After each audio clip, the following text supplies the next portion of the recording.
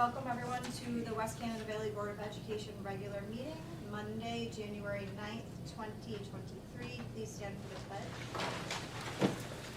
pledge. I pledge allegiance to the flag of the United States of America and to the republic for which it stands, one nation, under God, indivisible, with liberty and justice for all.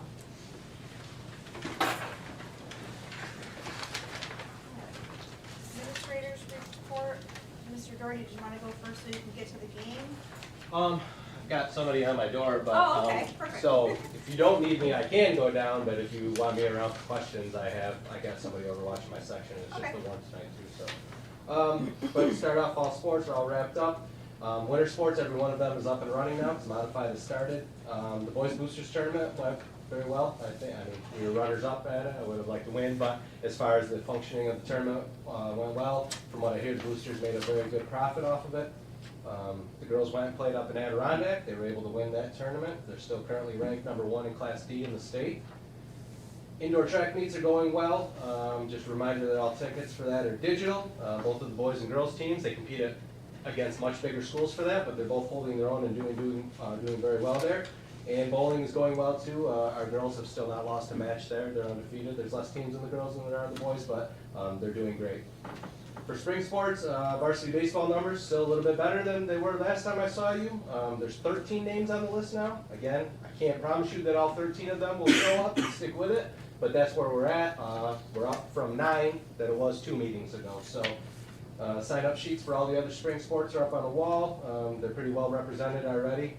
So there's none of the other, softball is always kind of low too. They're right around the 10 number right now. And as far as miscellaneous stuff, we did open the fitness center and the pool last week. That was our first one. Monday we didn't have school. Tuesday was the first night of the pool. Mr. Russo only got 1 in the pool, but I do expect that number to trickle up. I've had a couple of people email me about it, questions. The first night in the fitness center we had 7, and the next night we had 11. So tonight it's opened up again down there. We had a lot of returning students. Seem to be a lot of the ones that were there. So I do anticipate those numbers to kind of go up a little bit, but I'll come back to you next month with updated numbers and the average of what we're getting a night on it too. The only other, hall walkers. We do have some hall walkers out there patrolling for us.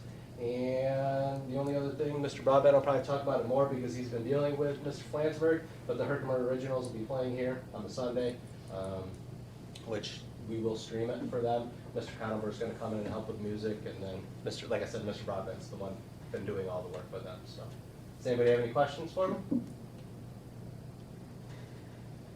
I want to say, Mr. Dry, I received an email like an hour ago, a community member thanking us for opening up the indoors for the walking in the fitness center. Yeah, they seem pretty happy about it. So somebody just stopping the hall too, so they're happy. Thank you. Thank you. Mr. Wright?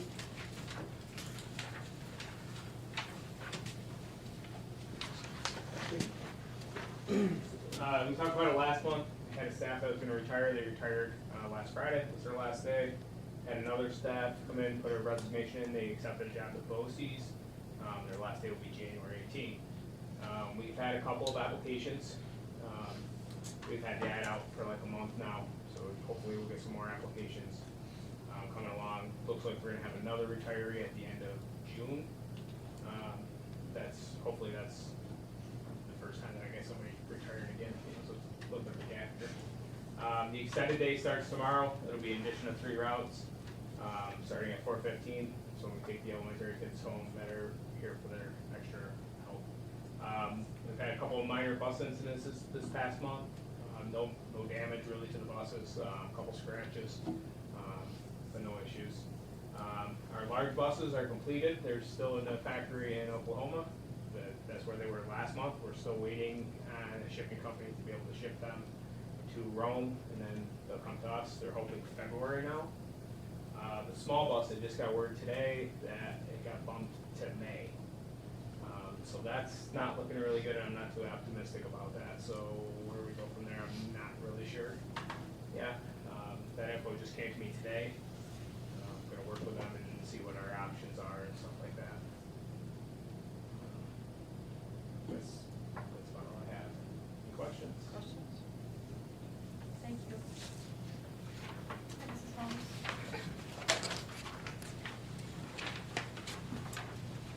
So in mid-December, on December 13th, we had Tanya Schnabel at the school. She spent some time working with our first and second grade teachers, revamping the assessments.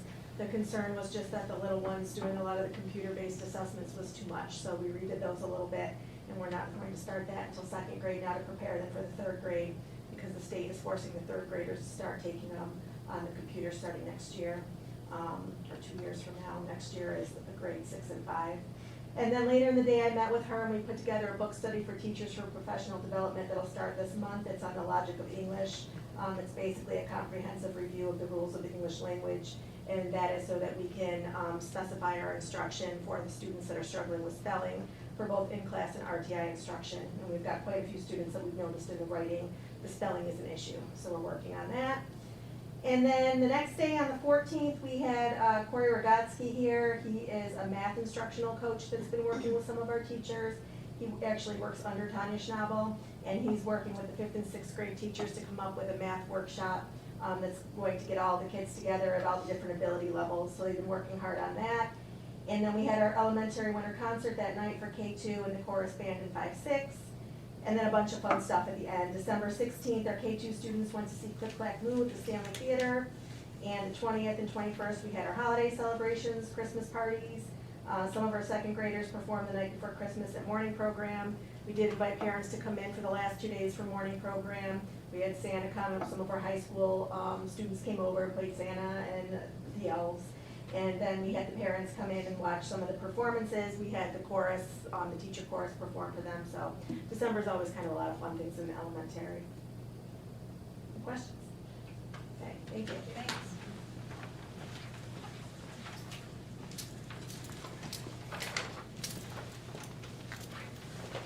Not a lot. Ski club started up last week. Between 40 and 50 kids, I think, signed up for that right now. Real good thing. Not a lot of snow up there, but the kids enjoyed themselves. They made it work. We received our 5 sets of VR goggles today through the expertise project. They came in at 3. We were able to test them out. Once I get those working and really getting the hang of them, I'll bring a couple pairs or something. You can kind of see what the kids can do with those. As Mr. Doherty mentioned, Herkimer Originals are playing here this Sunday at 4 o'clock. Tickets are $5. Current students are free. We're going to do concessions to make some money for the school as well. So that's something that should be good, should be fun. And Mr. Doherty's going to stream that as well. So if anybody wants to watch it from home, they can do that. We have Regents exams coming up in January. We give all our 11th graders the English exam in January. Just one extra shot to pass it before June. We have some kids retaking a few of the tests who failed in the past or who are trying to get like a mastery in math or something like that. So not a lot of kids, but we have 4 days of testing. And as well, we have to do the practice state test. We're going to do that the same week with the 7th and 8th graders. That is a computer-based test. And any school giving computer-based test has to do at least one practice test. But we're going to have the students do both math and English for, to get them prepared for the test in the spring here. You should have, I think, a copy of the first West Canada Valley Literary Magazine. This is Glenn's class as well as the submissions were put together. Kids spent a lot of time on that, so I just wanted to share a copy with you. We shared it with the kids. We're going to have some copies in the library and stuff as well for the kids. That's all I have for this meeting. If you have any questions or... Who runs the ski club now? Miss Lang is actually still running it. Oh, is she? Yep. She does a really good job with it. She was eager to stay on. We didn't have any teachers currently here that showed really any interest in taking it over, so we're happy to have her continue on so our kids can do that. How many students? I want to say it's between 40 and 50. It kind of fluctuates. Actually, you did say 40. Yeah. That's it. Yeah, it's a full bus. You know how many you had by any chance the other night? We have some kids that drive. 25? Yeah, say 25 to 30 were on the bus. But we have several that drive Yeah. as well that need us up there. Are you advertising that, Herkimer General thing? Yeah, I've been working Just with came on. Mr. Flansburgh. I just put it on today because I was trying to get some of the Okay, 'cause a lot of details. people have been asking. Yeah, the time had switched. We put it on Facebook today. I sent out a parent square message to all the parents and students in the district, and it's on the district website as well. We're just kind of finalizing some times that was switching back and forth, referees, stuff like that, to get it going here. So yeah, it took us longer than we wanted to get the full details to get it out, but yeah, it should be a good game. Thank you. Thank you. I have a question. Hall walkers, do they have to sign in? Okay. Sign in fitness on there, to either walk or stay in fitness center. Oh, they go to the I fitness think center so, first? Mr. Doherty, is that what? No, it the is? hall walkers can just come in and walk. Oh, you we don't have- check them in? Yeah, we've never made them sign in. Okay, well, we'll talk about that. They really should sign in. If that, So we that's got fine. a list, we got a list, who's here and who isn't. Where's the sign in for right in the fitness center, Mr. Doherty? Yep, they come right in, it's right at the table there, and then for the pool, they have to come into the pool area itself and sign in right there, so. I figured that Yeah, fitness so center. I think we'll probably do that. The only problem is on Friday night, we don't have anything going, so It's just walkers, it's just walkers on that, so I don't know if we, at least the other four we could. what's that? At least with the other four, maybe we could, just so we get a number too. Yeah, You just enter the. they come right in over by the sports store, yeah. One of them's me. Okay. Are you coming, Jenny? Yeah. You're walking? Oh, nice. I almost made a joke, said it was a rough crowd, but My sister and I and Mrs. Edick. Oh, nice. So far, that's all I've seen. And we laugh her and she's, pretend she's delivering mail. Okay, I didn't have any questions, but did anybody have any of you over the weekend? No. Motion to approve the consent agenda? Sarah first. Janine second, all in favor? Okay, action items onto the personnel report. On resignation. Motion to approve the resignation of Gloria Ackman, middle school, high school teacher, English 7 through 12, for the purpose of retirement effective June 30th, 2023. Sarah first, Sean second, all in favor? And the FFA overnight trip. So in your packet, I gave you the agenda for the overnight in Syracuse for their competition. I also added today the list of students that are going to 2 events. That was one of the handouts on the top. So they'll be staying in Syracuse. This is something they've done in the past. It's funded through the FFA organization and so forth. But because it is a 2-day event in Syracuse, it's something that we approve here, so that they're able to go. Would the $35 make it so that it's free for them, or are they still paying something? So there's a lot of different grants and things with this, so I wouldn't be completely, I think they start out sometimes with that, and then see where the funding goes. And I know she received a new grant, so there's a lot of money that's associated with this, so I'm not really sure what they end up paying to go to those things yet. But the other event that's on there is just another event, that's just a 1-day, and she just gave us the name, just so you can see who's going to the first event and then to the overnight there as well. Motion to approve the FFA overnight trip. Sean first, Janine second, all in favor? Okay, discussion items, and first up is budget workshop 2. Okay, so you have a packet, and again, say this each month, those of you that are familiar with this is sort of how we've done this for the past number of years, kind of build on our packet each month with a little bit more information. So I won't, repeat everything that's in here as we went through some of it last month, but you can see that the first few pages in it are, again, the calendar and our assumptions that we work off of when we go through this. I'll go through some of the attachments with you at the end here, but I'll take you through the document itself and answer any questions that you might have. I placed, actually last month I gave you some information in terms of the projections in terms of the budget. At this point in time, that's really all we have to work off of in terms of the supporting information of where we think the state aid will come in at. To my knowledge, Kelly, you don't have anything further on that at this point. So, we'll anticipate, like we do, where we think the aid will be, and that'll be in our first budget draft next month, which is our really, really rough one as to where we present worst case scenarios to you and so forth. But again, the projections are pretty positive for this year in terms of aid for the schools and so forth. So we'll continue to hold on to that. I'll go over the enrollment attachment with you in a minute, but just a brief overview. We're pretty steady again, as you can look at it over the 3 years, maybe a little bit of a slight decrease in our enrollment. As you know, our free and reduced numbers have increased. We're hoping to make sure that we're getting to everybody that needs that. That's equated into a free lunch program that we have right now. Our kindergarten numbers continue to remain steady. In there, we'll be talking a little bit more, obviously, in this budget about our pre-K that we're going to be taking over this year as well, so that'll be part of this budget process. The sign-ups will be the same as they are for kindergarten. We'll pre-K and kindergarten together. The difference will be it'll be full day. At that point, we'll have everything finalized with that. Hopefully by next month, we'll have kind of the details of the pre-K finalized as to where we see that going in the schedule and so forth with that.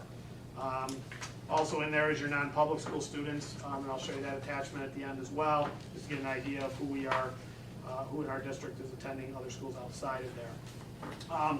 Taking you through, and again, next month is really when our principals go over in detail. We have our meetings and staffing and class offerings and so forth, but I just kind of took you through an overview of our secondary education again, the AP classes, the online AP Academy if there, the College Now, the electives, our ag science, our intervention program, especially in middle school, which is up and much improved this year, enrichment programs we have, and so forth. And I always put future options. That'll be part of our meetings, and anything that any of you in here have ideas about and things that you are just wondering about in terms of what we have to offer here versus other schools, or things that we offer that maybe, I don't want to say out of date, but we're not getting the interest for. Those are things that we'll talk about between now and next month as well, and see where our enrollments are in the classes. Do we have electives that are just not getting the attention that we need? Is there other electives that we don't offer that we could offer?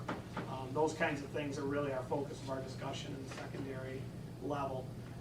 When it comes to the elementary level, again, I just mentioned this, our pre-K sections that'll be there, that'll be a new part of this, although covered by the grant, it's still part of our budget process as we're reimbursed for that. Again, Mrs. Holmes goes over a lot of this monthly literacy support, the math support, our accelerated math. We continue to have 3 sections at each grade level. Our average class sizes are between 15 and 20 students. The intervention program is really strong in the elementary. We have the extended day, which is starting again for year 2. The summer program has expanded over the last 2 years. And enrichment that we have over there as well on top of our regular curriculum. I mentioned our support, our K-12 social worker. This is currently vacant at this point. It is posted, and we are working our way through potential candidates. Again, this is a tough spot to fill. So we're being patient with this at this point, and thankfully our 2 guidance counselors and our school psychologists are filling that gap for us right now with the counseling that is needed. But we're, if and when we find somebody that fits best for our kids and families here, we'll move on that. Our psychologist, our OT, our physical therapist from BOCES, and our ENL teacher from BOCES as well, who deals and works with our students that English isn't their first language. Again, I talked about the support services. I also have the learning loss and the federal funding. So a lot of what we're doing right now with the extended days and stuff is all funded under that in an attempt to assist with potential learning loss from the pandemic.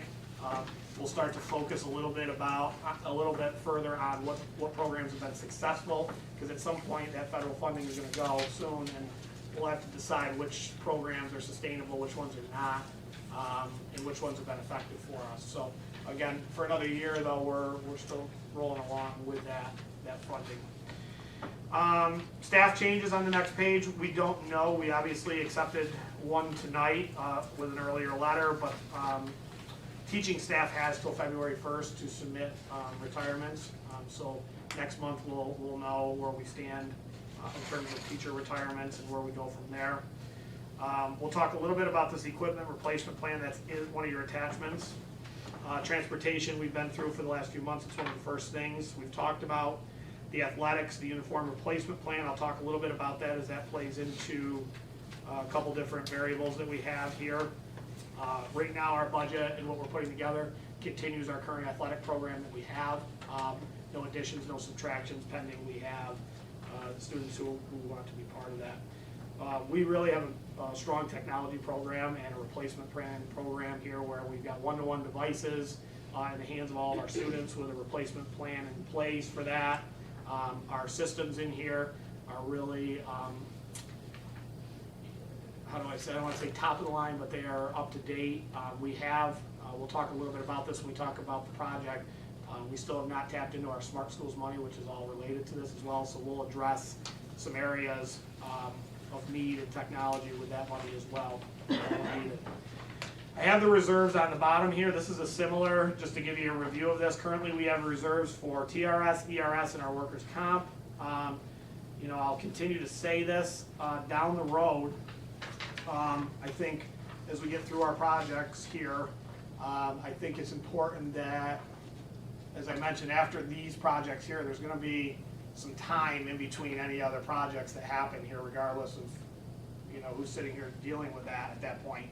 I think it'll be important and smart to start to look at some capital reserves and so forth, and start to look at putting some money into those reserves for maintenance and supporting the work you've done in this building, so that you're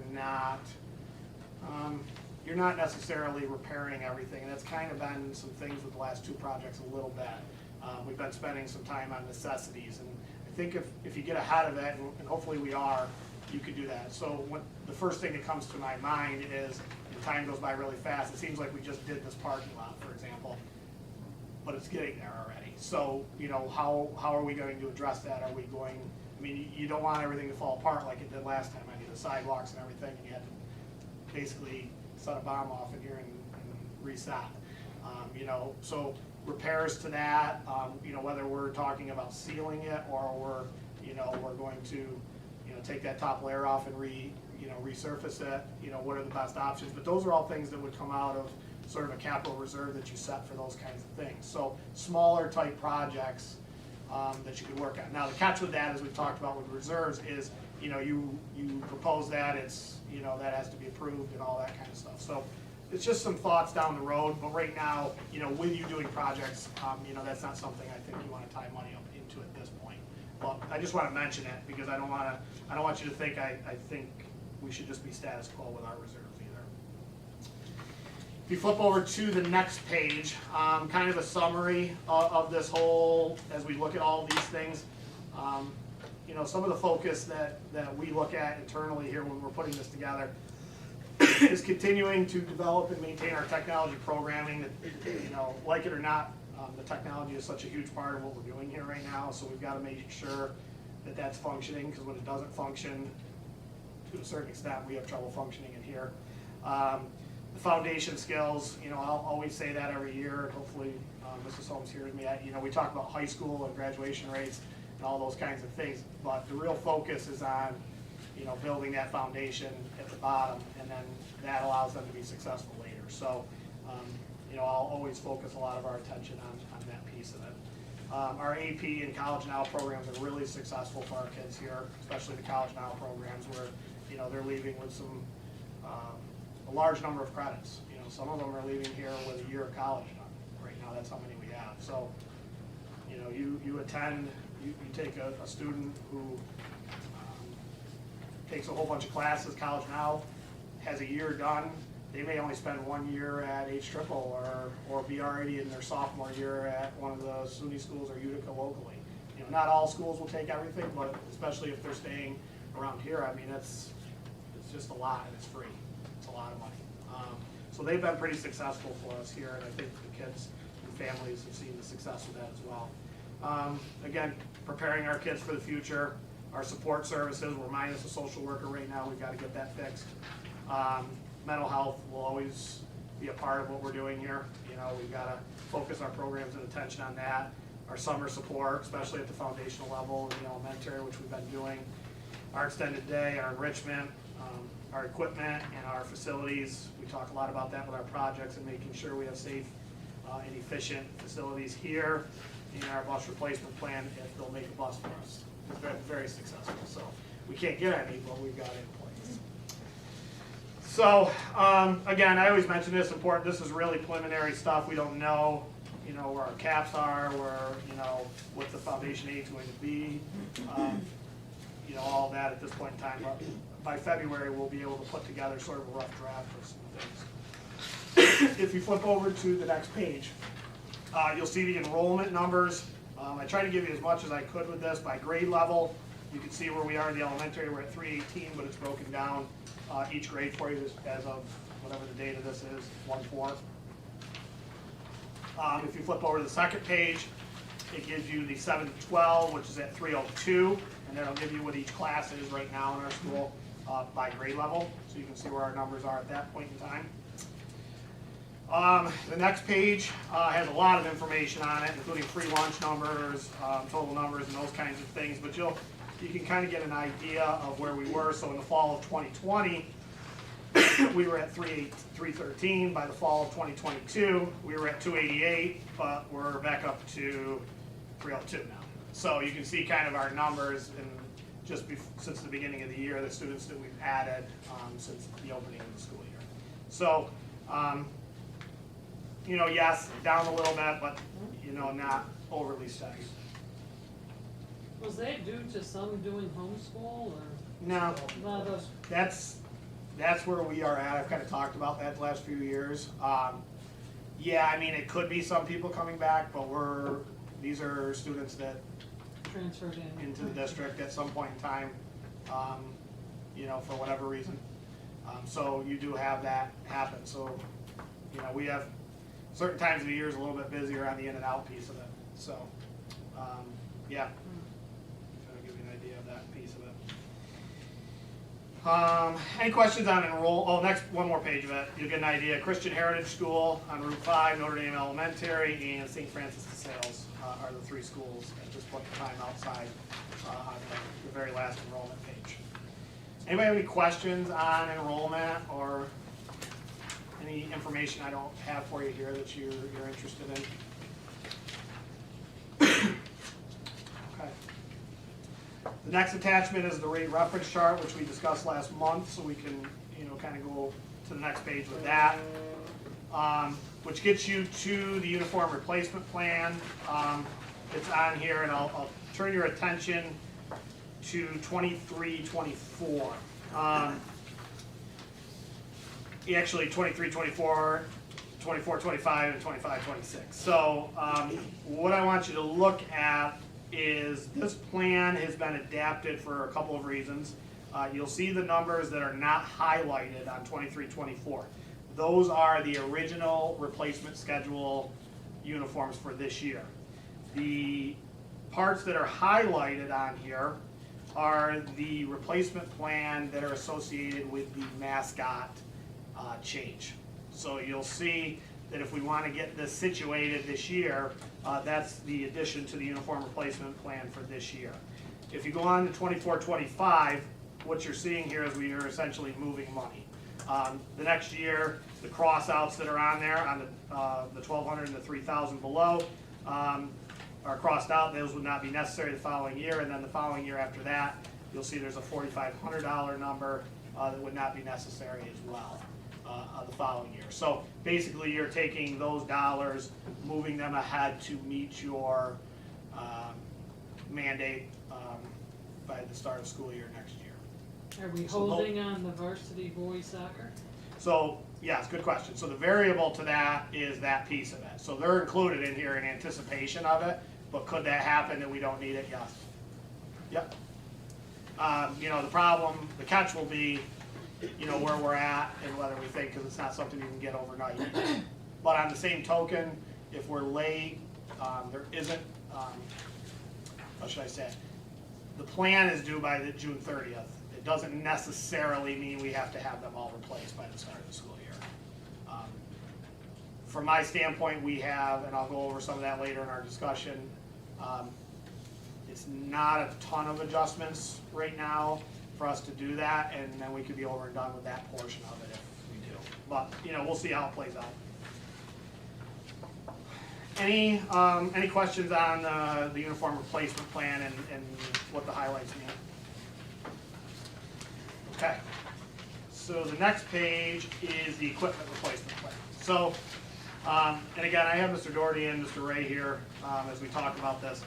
So we've really been conscious of looking at what we have and the adjustments we want to make to this and the cost of certain items. Two of our bigger items that we have are the dump truck and the large tractor. Right now, we really feel that with some of the work we're doing, the repairs, and the cost of replacement of those kinds of items, sometimes the repairs and the upkeep of those is worth it. And in this case right now, both of these are really up and running pretty well, so we've pushed them off. I wouldn't be surprised if we continue to push those off, if things continue to stay structurally intact, and the maintenance of it is not becoming excessive in terms of cost. But right now, with those two large ticket items that at one time was purchased here, we're trying to maintain what we've got with those kind of items because they are fairly significant in terms of that. But if you look at year one, what we adjusted here, and this is going to sound funny because it seems like we purchased this fairly recently, but we are looking at replacing the utility vehicle, which is probably our number one used maintenance equipment piece that we have out there, which was the Bobcat that we bought. Felix, how many years old is that now? 2018. To 2018, okay? So that piece of equipment has been discontinued by Bobcat for a number of reasons. We use it daily, all day, for a lot of different things, summer, winter, everything. But in evaluating it over that many years, I would say that it's probably not exactly what we need or has performed exactly how we thought it would perform for us. But what we found out in doing some research, and I say we, Mr. Ray, is we did some work on trade-in values of that equipment and versus what they think we could get, kind of auctioning it off. And right now, based on the people who deal with this piece of equipment, we're looking at a value still of about $15,000 to $20,000 in that Bobcat. The other piece that we're looking at is potentially switching over to the Polaris Ranger with the plow as our equipment with the dump box and everything on the back. One of the things that we are looking at is whether we should be looking potentially at having it be a four-seater of that so that you are able to transport using it. We've talked a little bit about having a piece of equipment. Thought at one time the Bobcat might fit that, but it's not really that type of equipment. So we looked at it. So the price you have here for that with the plow is about $35,189.02 with a V plow. So if you take the trade-in value of that, the net cost for that equipment replacement would be somewhere between $15,189 and $20,189. Again, rough estimates at this point in time, but it's just something that we're considering doing. One of the things we talked about with our replacement plan is not allowing things to devalue themselves to the point they're not worth anything in the end.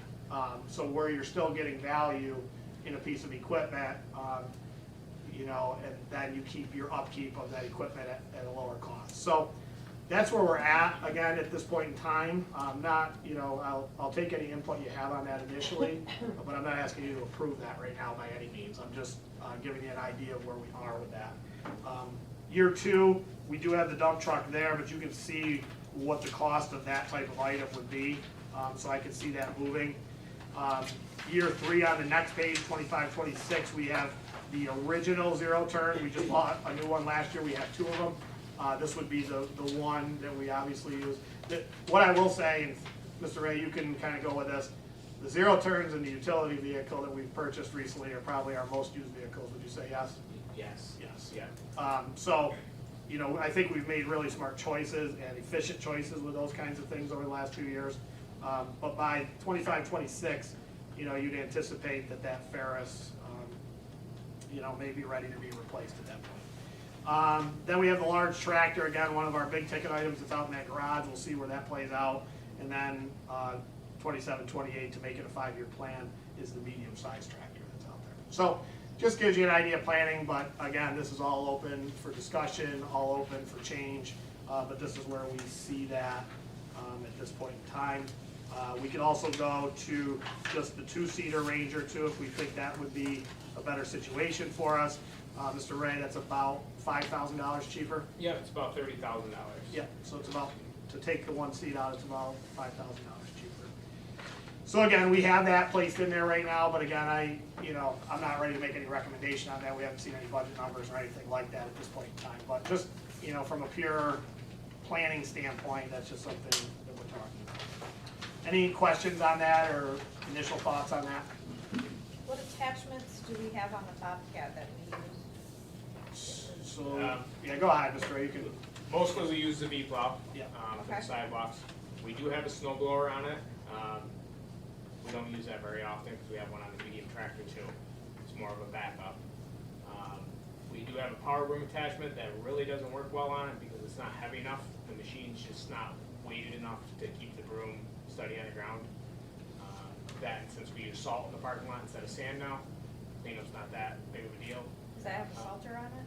Yes. Yes, so the salter we would keep and reuse onto this Okay. new piece of equipment. The other attachment that's on there is a bucket. We use that as a cart, basically to put stuff in. It only lifts a couple feet high. It's not really a purpose other than another place to store stuff. Thanks. Any other questions on that? So that's where I'm at this point, or we're at with the budget, and things that we're starting to think about. You know, one of the things that I like early on here is if there are anything that we haven't talked about with you, or things that have been on your mind of things that you would like to see in the budget or not in the budget potentially. Those are things I want you to think about, and if you don't think of it tonight, you certainly can talk to me about those kinds of things as well. I just kind of want to get you a draft next month that's, you know, has some items and numbers that are semi-accurate for you. So, any questions at all right now on our budget process? We have any information on substitutes? I think that was requested. Yeah, it was. Mary Lou's been out. I didn't get that. I apologize. I will get that to you guys right away tomorrow. I mean, are we hiring mostly non-certified people, or are we hiring certified people? We're not hiring, we hardly have any certified, and if we do, the few that we have, I think are gonna be filling Doing their the long-term, long-terms. both of my long-term are certified. I can't find certified teachers that want to sub right now. I've been searching. There's not a whole lot of them out there. We keep that posted, you know, and from time to time we'll get one, and then we use them for real important ones, like Yep. those kind of leaves. But I apologize, I'll get that to you. Yeah, it's really hard now because there's such a demand for teachers. There's not a lot of certified people looking for sub jobs. It's hard to find subs altogether, certified or even non-certified.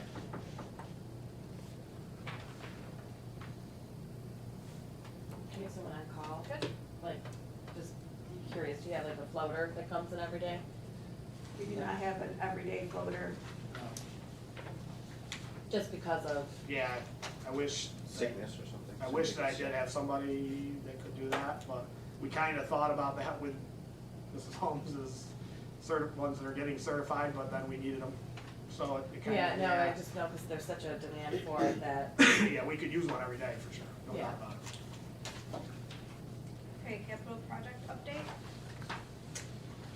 Did everyone have this? Because I had 2 copies, and I just didn't know if Yeah. somebody. So what I really, don't worry too much, because I handed out a better one for you that kind of summarizes that one that I handed you today that looks like this. They sent me this morning.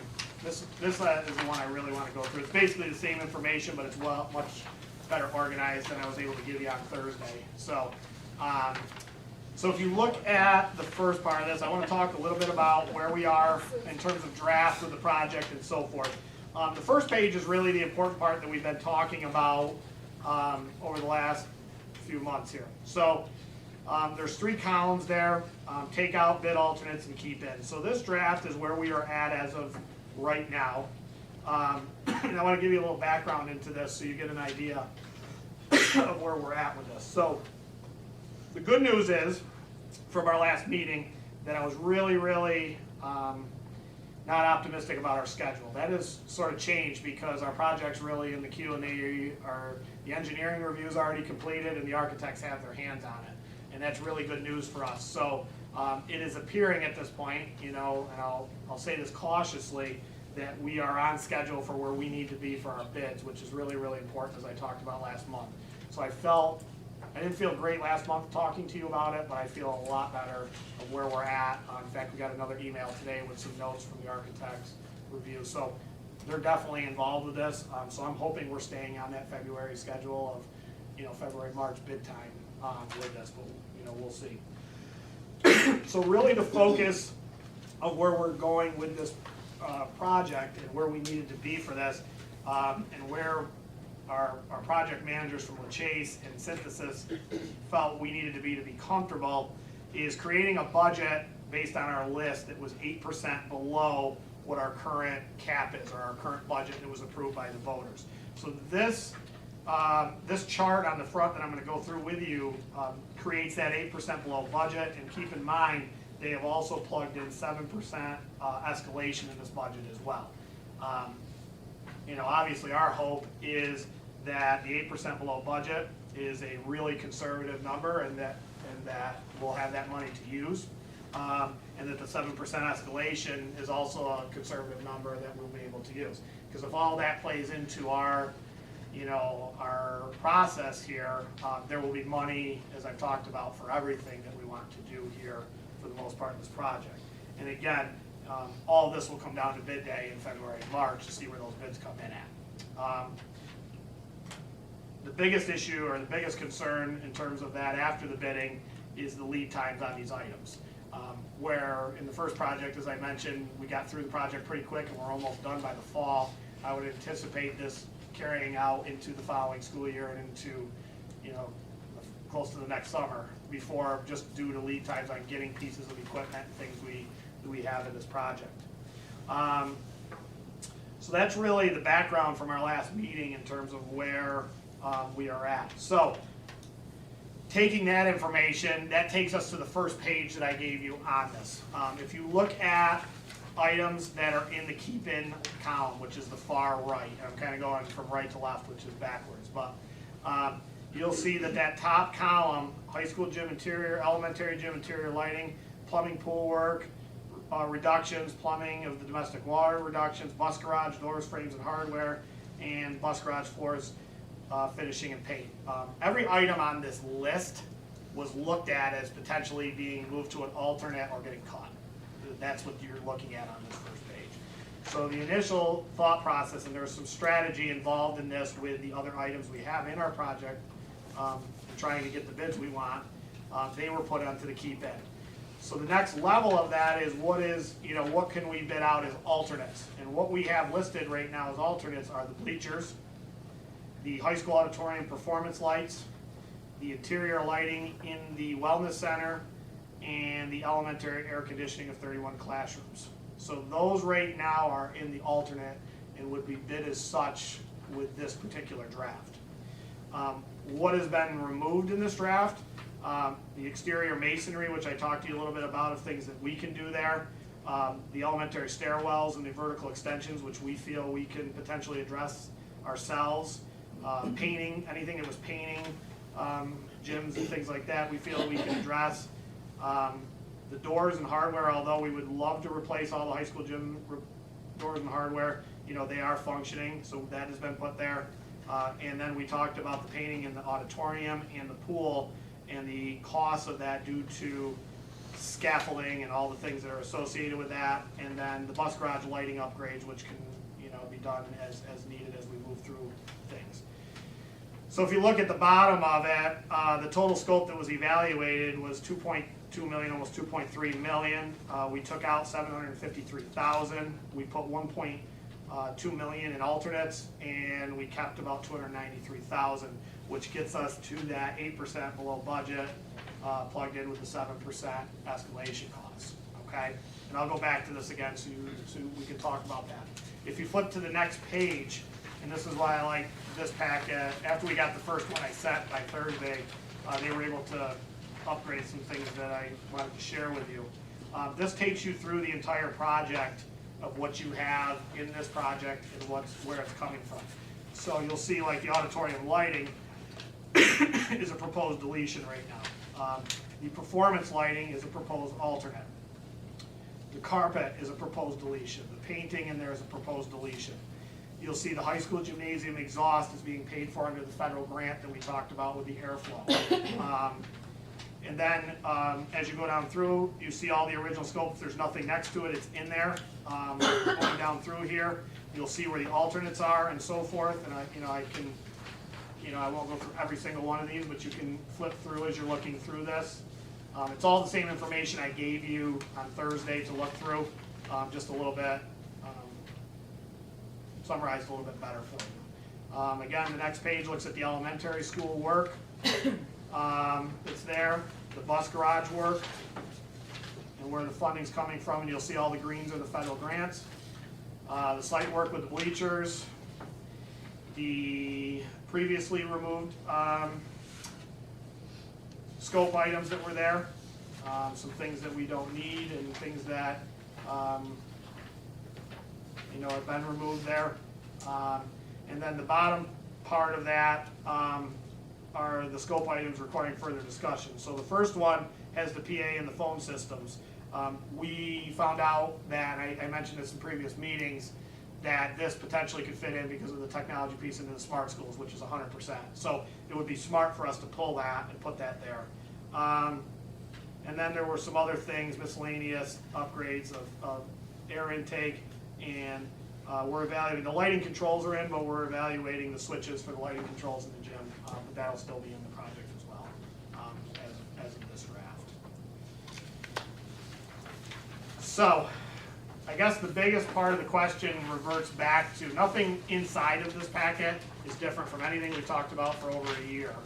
The front page, though, is really where the comments and thoughts and so forth are with this part of the project, and your thoughts on what's in, what's out, what's alternates. I will say that the alternates were carefully placed with the rest of the work that's in the building, in hopes that these alternates would get picked up with the base bids that will come in, where you will have contractors who want this to be part of their bid and will absorb some of this into their bidding as well, which is to our benefit if that's the case.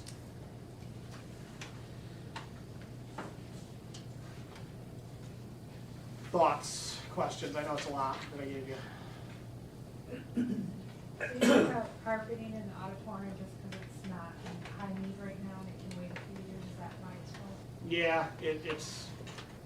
It's not, it wouldn't be a top priority. We were just trying to address a lot of things. So we tried to look at things in areas. So, with the painting becoming such a high number in there,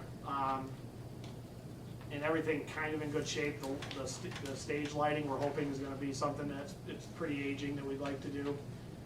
But yeah, kind of looked at things in areas. So yes, that's why that became part of it. It's not that it's a high cost item. I mean, you could do some work in there, but there's some strategy in that too, in terms of the bids. But it must have been important enough that it was put in there to begin with, to look Yes. at. Every item was in there. So before we go ahead and spend, my opinion, before we go spend $500,000 on air conditioner, we better take care of what's here first.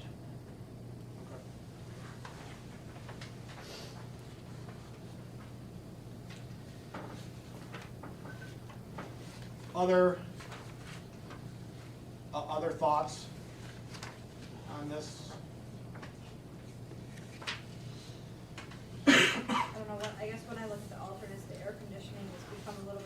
important to me because the kids are here all summer now. Before, maybe I wouldn't have thought that was important, but as far as the alternates, I think that would be number one for me, but.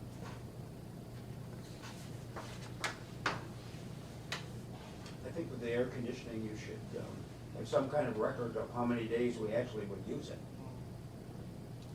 Which we probably don't. We have ceiling fans. Yeah, that's I know where you're going with that. I wouldn't know. I mean, obviously, the biggest would be the summer and early fall, to be quite honest. Well, summer, yes, that's, Summer and early fall would be Right. the times that we're using it. and I'm not, I did summer school in Utica, and believe me, it was hot. Yeah. I understand that. But they're there for a short period of time. They're not there all day. A short period of time.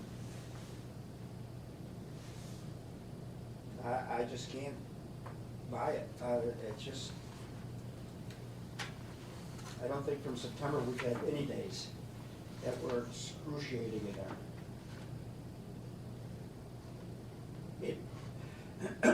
I'm wrong, let me know.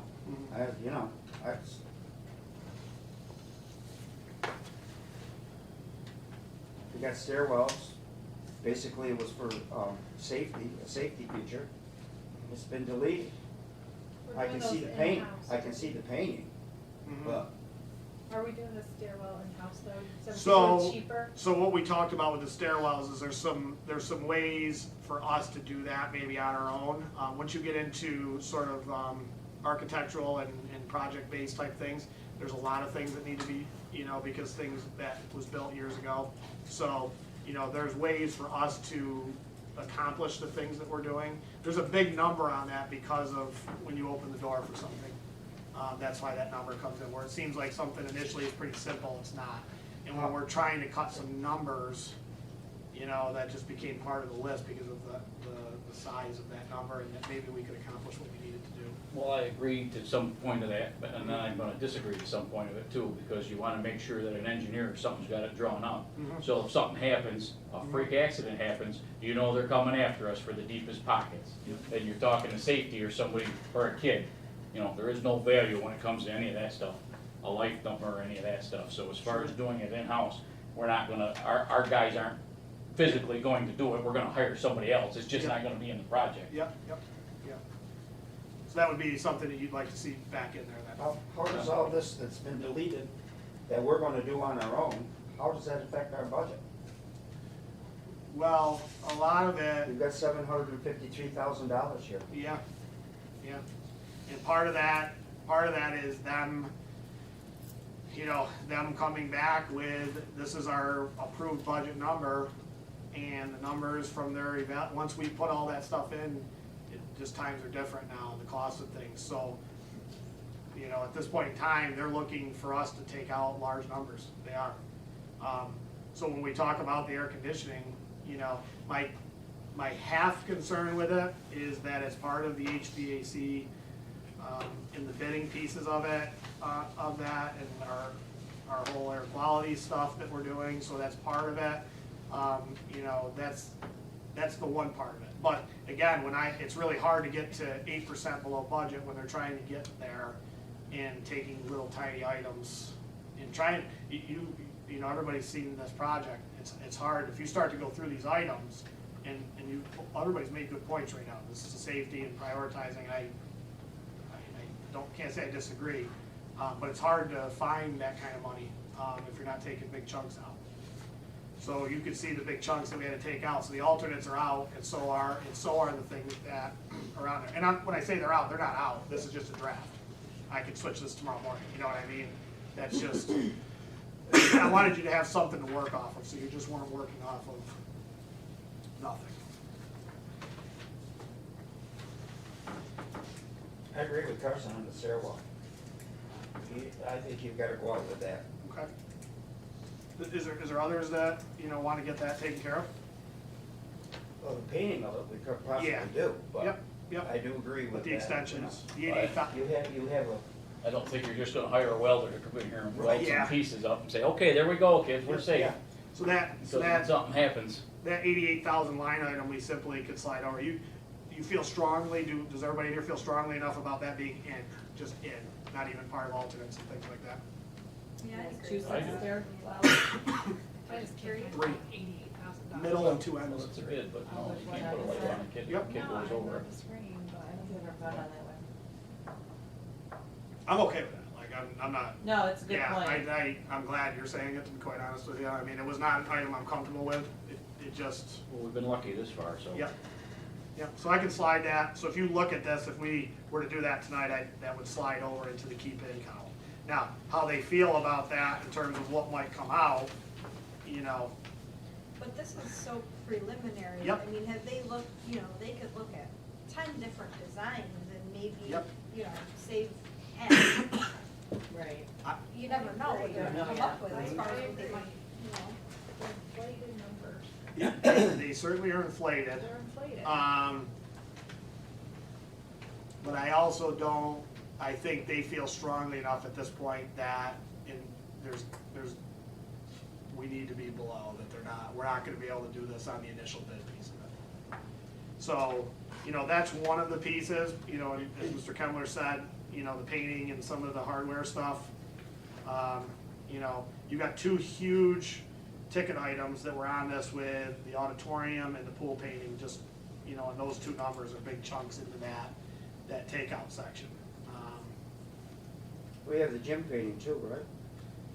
Wasn't that on here? Yeah, that was elementary, yep. Oh, in the elementary. Yeah, the elementary gym was the painting thing. The auditorium for right now looks fine, right? is it peeling or? It's the original paint, I mean. Is it really?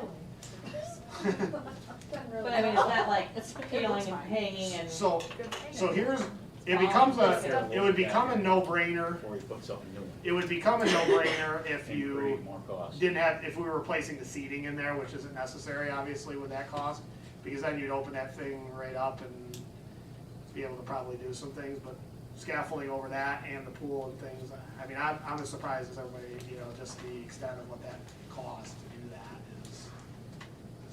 It's interesting to me, Yeah, it's very interesting. yeah. Yeah, but in the long run, it's probably not gonna get any cheaper. That's the other issue. I mean, I keep talking about that in our meetings, like, I hate putting anything off because I just know, I mean, whether we're talking about a piece of equipment trade-in or anything else, it's almost, you feel like you're under, like, let's get it now before it's way too much later, So trying to prioritize, the one you were just talking to me about is one of the safety pieces. See that sliding very easily over. Is the rest of that all 911s? No. They're not 911s. There's a lot of stuff that we can do there, a long time. I mean,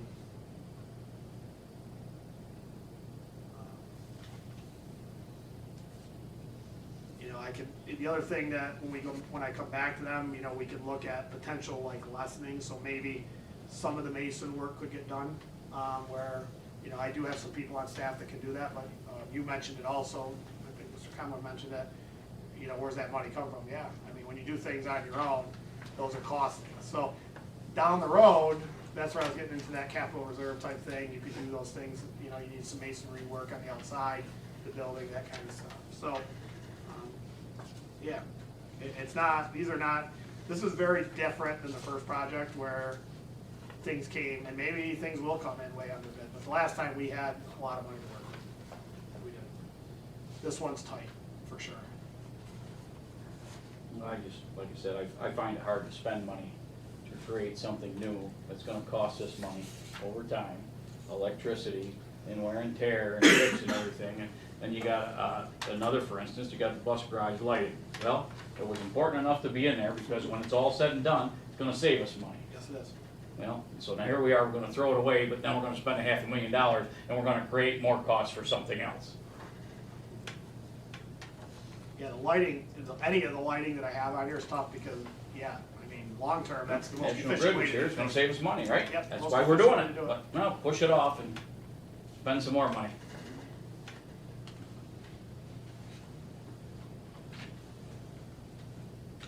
If it was anybody's house, you'd be fixing your lighting and stuff before you'd be putting air conditioning in.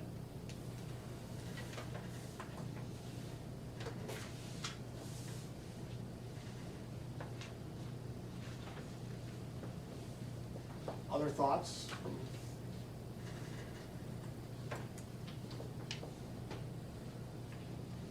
Good points. Yeah, Yeah, it's hard to It's hard really. to do that, but I mean, what about like the bleachers? I mean, what's the upkeep on that? Nothing? yeah, and I'll be honest with you, I think based on our discussions, the bleachers are gonna get swooped up, so when you're looking at that as an isolated number, the alternate you're looking at is isolated numbers, that's the only way we can do it right now. But those alternates are likely going to get blended in with other work that these contractors are going to bid on. They're gonna say, I'll just use an example.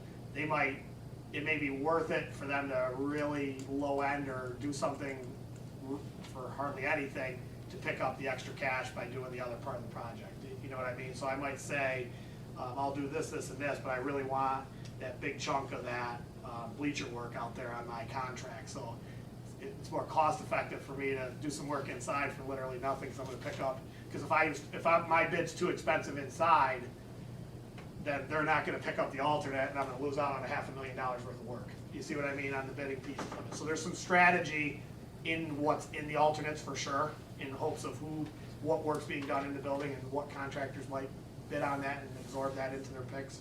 So, you know, yes, it's there in isolation, but so forth. But really important part of it, do I think that the bid alternates could end up happening? Yes. But the really important part is the takeouts are probably not, unless there's some money for some extra work at the end of this that we can plug into there. So when I say takeout, nobody's gonna bid on that. So everything in this first takeout column, the 753,000, whatever money is left over, if there is any, is where you start to say, okay, the district has X number of dollars left, would you like to do any of the work that we had to take out? And then we go back in and we bid that out and go from there. So that's how that all works. We did not really have to do that in the last project. You know, our work took us through and we were able to do some things. I think we did extras. We did a lot during the project itself that we wanted to get done, yeah. But there was some flexibility in that last project. It was just totally different time. So yeah, that's really how that works. So the takeouts, you have to understand that if you're gonna leave them in the takeout list, you know, and if you feel anything's important there that you want to, like the stairwell, you know, I need to have that discussion and slide those back in. And if you want something to go to the takeout, and if we have money later on to do it, we do it. You know, that's that piece. What I would say is that a thing like the AC, how that would work, I mean, that's an awful lot. I would be surprised whether we had, you know, $500,000 left over after, but, you know, I don't know. If you're hoping to take it out and then it still shows up somehow at the end, I wouldn't be as confident. Some of these smaller items on here, maybe, might be able to pick up some contractor painting and things like that. I don't know. Again, all guesses on the bid day. I think, Kelly, you can correct me if I'm wrong, I would be, you know, cautiously optimistic that things in the alternate piece would get done. So if it's there, so if you want to slide something differently, I mean, that's.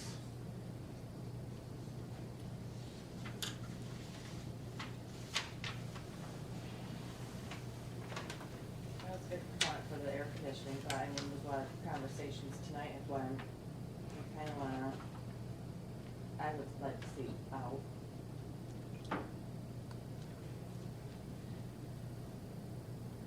It's tough, we discussed reductions in it too, it's already a tough item, because we're not doing it building wide already.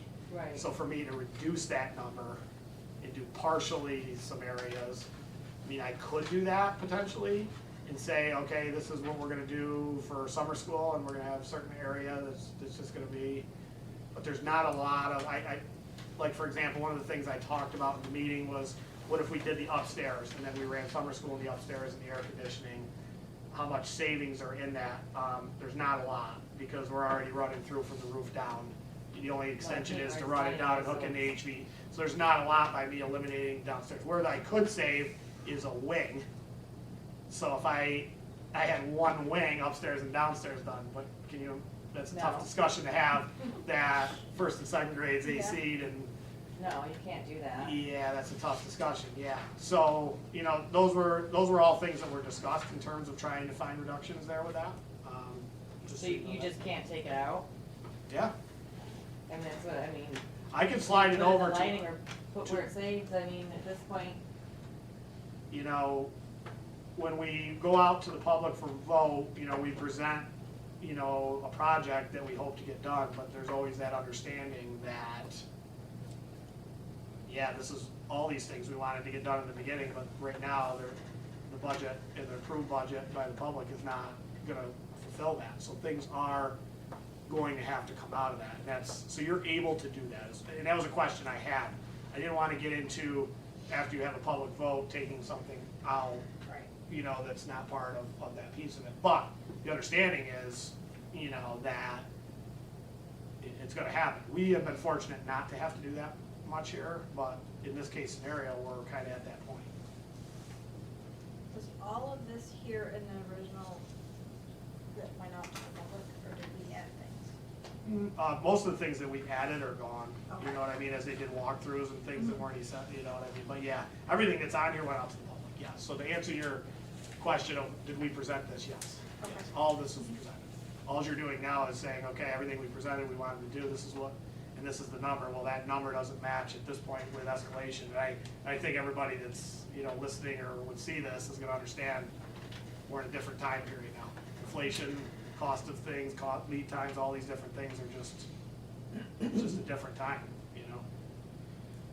So, you know, some of these tough decisions have to be made. So if you universally want that slid, you know, and other things that are over on this side slid over, I mean, just from a straight black and white standpoint, you've slid 88 over into the project.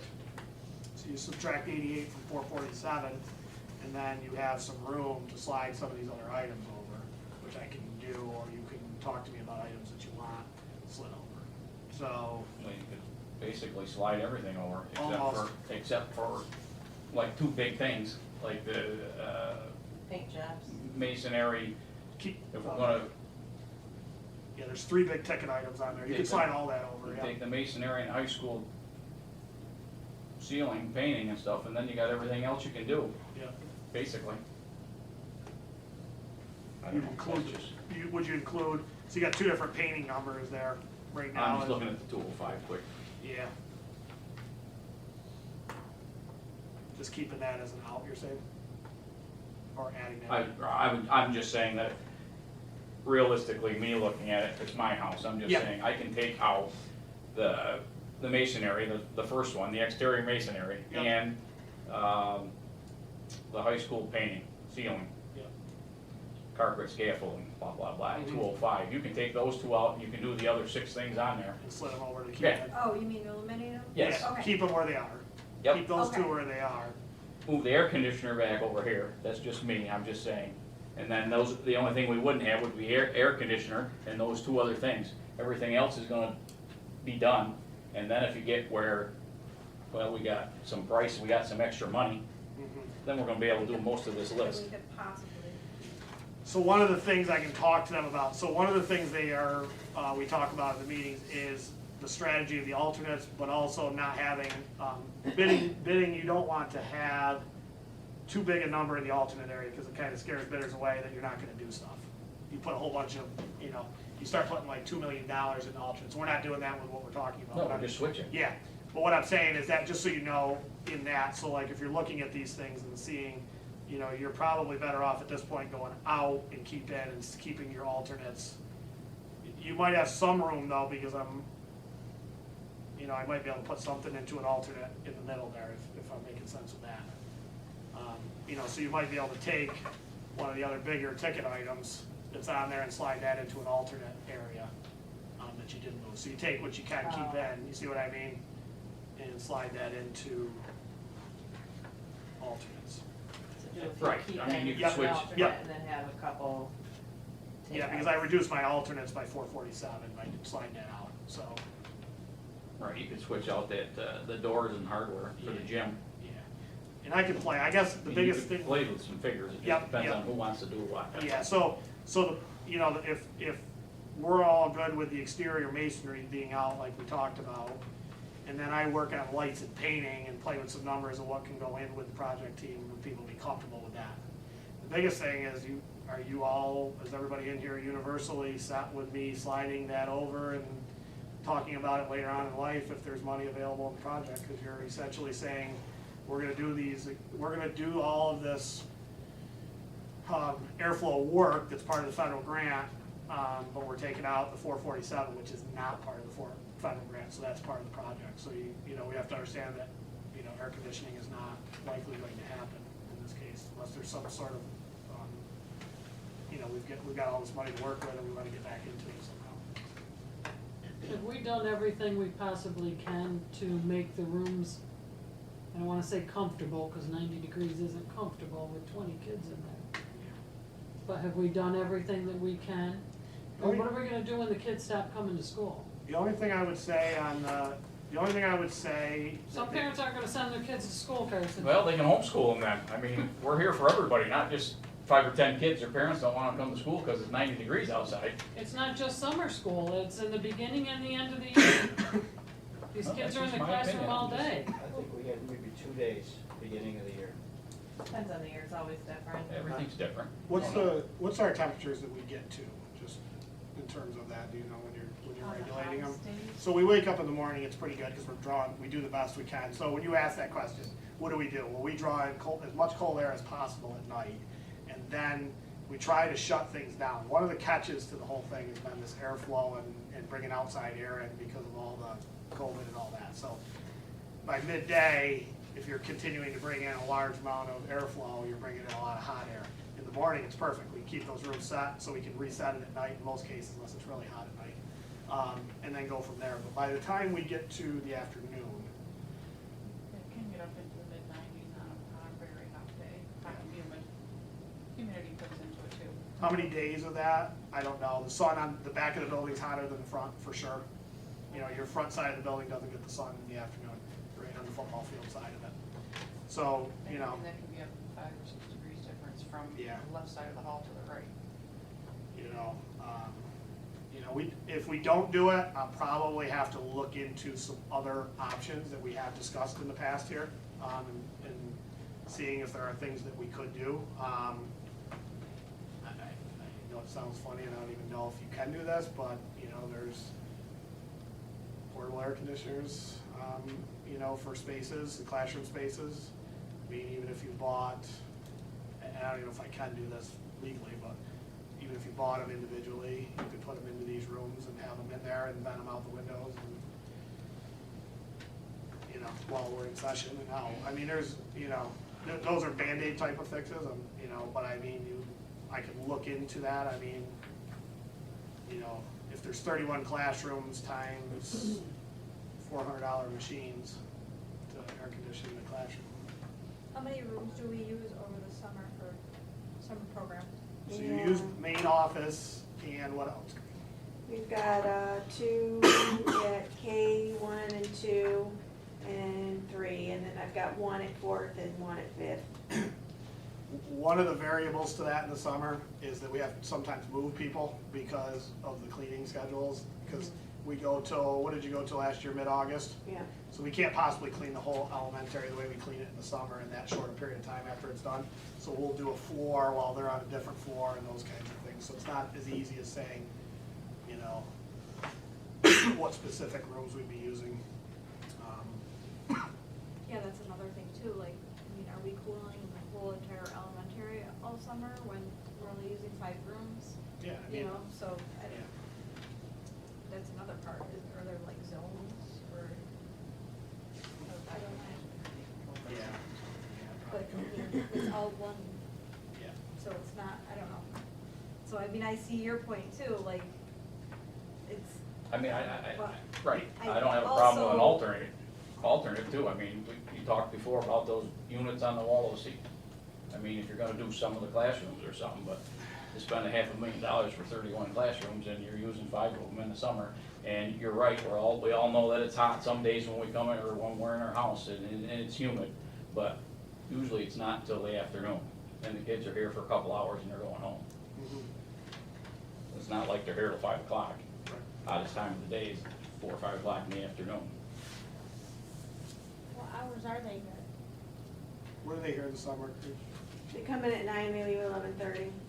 9 to 11:30. In the summer, yep. Other than we do some extended, right? Or no, do we do some extended day with that? We did some STEM, but those are week-long camps. So they Okay. come for 1 week Okay. and they're here a little bit longer than Yep, that. yep.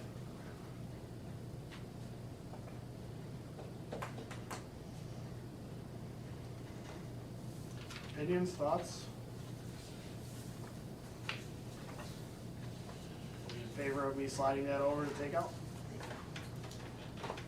And then me getting as much as I can from the takeouts over to the, When you're looking at it like this, to me, it makes sense to move it out and move others in. You know, it does. I mean, I guess, like coming into it a year ago, you know, dream big and, you know, scale back now, just with pricing and stuff, but it did, from what Carson suggested, it does make sense. To me.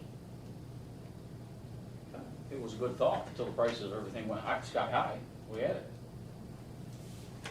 I mean, so is the air, so are the bleachers more important That's what I than that? I mean, for me, yes, it's only 5 classrooms, I wish we could just do like one part of the school for, you know, a couple hours, but if that's not possible, I don't know. so can I transition that discussion into the next page? Okay. So, go to the, it'll look like this, I got, it's got, Dr. Timmons' information on it. So, I'm gonna transition that bleacher piece into this discussion. So, one of the things, again, I talked about the uniqueness of what I'm talking about here. I talked to our donor, anonymous donor again. They are all in on this, no matter when we do it. You know, obviously I talked about this before, they love the thought of their donation spearheading something bigger than this, and the thought that that could happen. So, and I've given you some kind of overall rough numbers, but I wanted to get a little bit more numbers put into this. So, the page you have in front of you here is a breakdown of what would be looked at as $3.1 million, which is more than I would project this costing, if that makes sense to you. Okay, that's a conservatively high number. I would, in their pricing, there are some things that options they included that we wouldn't necessarily have to include and so forth. So I would anticipate this being closer to a $2.5 million rather than 3.1, which is why I wanted to convert from the bleacher piece of it. So, but with that being said, let's just say it's 3.1. If you look at that, you'll look at, and this would be obviously phase 2, moved over to the following year. If you start in 2025 on the left-hand side of this paper, you will see the donation of $500,000. Okay, does everybody see that? So you could follow that along from left to right on the same line, all the way across with all the different things that go into this. And then you'll see at the end where it has a dash that says the net local share, and there's nothing there.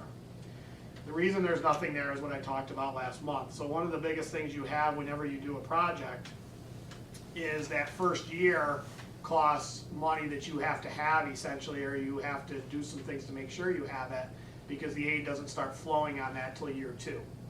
So with the donation, that would be essentially us taking out of the general fund $500,000 to pay for the first year, but it's being donated to us. Okay, and then as you look through, and these are 15 years, this would go from 2025 through 2040, okay? Again, you could follow this from left to right and just see how all of this goes into debt service, building aid, all the things that go into it. And the biggest focus that everybody has is on the net local share of how much this would cost in terms of what's not aided. So on a $3.1 million project, this would basically show what every year would be in the budget, is basically how I can explain that. So the first year would be the donation. After that, $8,235, and again, take this with a grain of salt because it's estimates right now. 8,235 would be in the budget, 7,235 in the budget for the following year. And in the end, you would get a $3.1 million project over 15 years for $139,525. Does everybody see how that works down the right-hand column? And that's what would be the yearly cost of that. So if you look down on the bottom of the page, you would see this is all based on a vote next fall in November, because obviously, as I talked about, we would have to vote on this phase 2 of the project. The SED approval by March, the borrowing, and then, and then going through the following summer with the work. You could see the estimated aid ratio of 91.4, the bond percentage, the interest, and the capital reserve or cash support, which is the donation of $500,000. So this is what it looks like on paper when we're talking about the budget piece. Now, the reason I wanted to transition from your discussion, which I didn't plan on doing, but is this prioritizing. So one of the things that you're looking at is 3.1 million. There is, you can't do anything with your phase 1 of it because you voted on that already. But if you decided that this number looked good, there would be potential that you could take bleachers out and potentially slide that over into this in terms of part of the stadium project, if that makes sense to you. So let's say this is 3.1 million and we wanted to put $400,000 worth of bleachers in, you may be able to fit the bleachers into this part of the project as well. Kelly, don't kill me right now, I didn't talk to you about this. But I'm just saying there's ways to do things if you decide that phase 2 of this project is something that you want to do. And this is what it looks like. In phase, the benefits that you have of doing this right now are you potentially could have a completely done multi-use field out there with lights and bleachers potentially. You have a $500,000 donation to help support it at this point in time, and you have a construction management team and an architect team already hired that's here. So it's not like we have nobody here and we're signing a contract with the construction management team and the architects. You already have them here. And obviously they'd like to stay here because they'd like to do projects forever because that's their job. So you've got some, you're just in a place where you've got some advantages right now potentially to do something like this. And I hear your discussion about prioritizing and trying to fit into the current budget and so forth. I mean, there may be potential of taking some of those out items. You have to do a little bit of building work as well. So your project's probably gonna go into the next year a little bit anyway on phase 1 of it. There's potential that things that are out could be slid into phase 2. There's a lot of things that I can work with if we're interested in me doing that. So although they're two separate things, they sound kind of funny talking about and transitioning. They do kind of uniquely blend together because of a couple variables that you have in play here. So, thoughts on that? I guess where I'm going with it is you could potentially keep the AC if that was more priority than the bleacher, pull the bleacher, take it out, see what we can do with that later on, potentially, or see where it fits into this phase 1, phase 2, if you prioritize that over bleacher. It just kind of, it's hard. I caution you from prioritizing those two things against each other just a little bit, because they're kind of two separate things. You're not necessarily, you're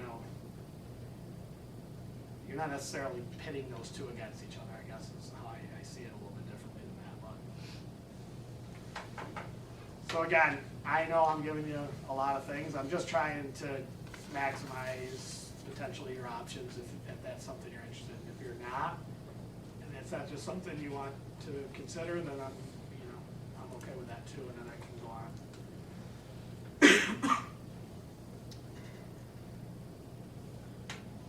I feel like the bleachers would be more important if you had all the other stuff done. Right, like But if you're just doing the bleachers and you're not doing lights, you're not doing a multi-use field, Mhm. you know, is it really worth it to put the bleachers in over the air conditioning?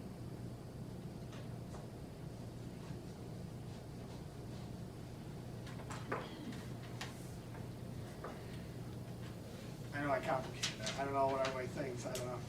There's a lot of different things here.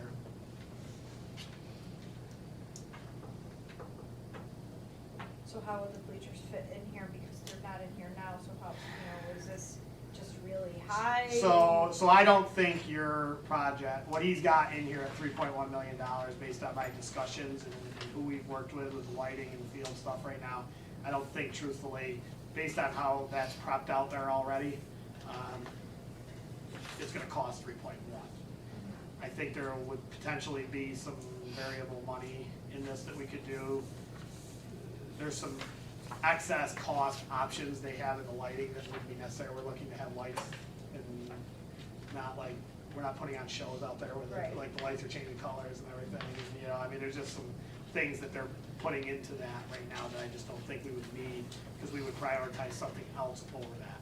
I do know that with the stadium, we would have to do at least $50,000 worth of work in the building, which I don't think would be an issue for us, especially if we're cutting some of this stuff out on the other side. I might be able to say, listen, we're gonna keep this out, which is part of why some of this stuff's out too, but you might take a few things and say, let's put a few things into the building piece of it. But I just thinking, because we're cutting, can we cut the bleachers out? And if 3.1 looked good on this paper with this breakdown of money to you, could you slide that into there and then see if it'll fit? I don't know if it will, but you can see it fits into the project because it's a stadium project. Then we're also risking this being voted no and If you get none of it. bleachers. But then then it's voted no, and yeah, you're not getting any of it. So, yes, I mean, that's nobody wants to do that. And how it would be presented this is how it would be presented. We'd have obviously finalized numbers more than this, but I mean, it's gonna be roughly close to this. So if this was a no, what would we do with the donation? So then just like any other project, you can go back and revamp it. You could decide whether you wanted the lights. I mean, at that point, you did what you needed to do because you took the donation and tried to do something with it. And if it's just not something at this point, you could also shrink something down and say, okay, we're gonna do this. Like I talked about in the beginning, the catch is that it wouldn't cost this much, but you'd still have, even if you just wanted lights on grass field, you'd still have to pay for that. It's not that 500 wouldn't cover that.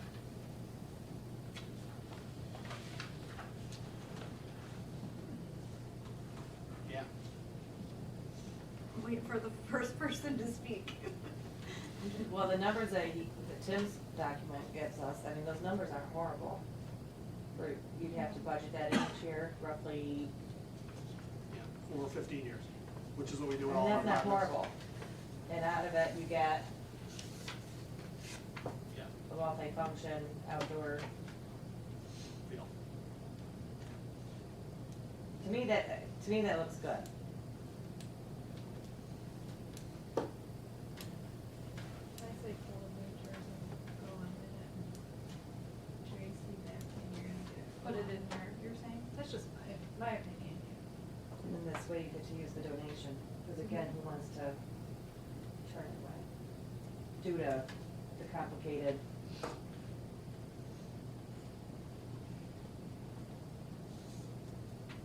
Any other thoughts?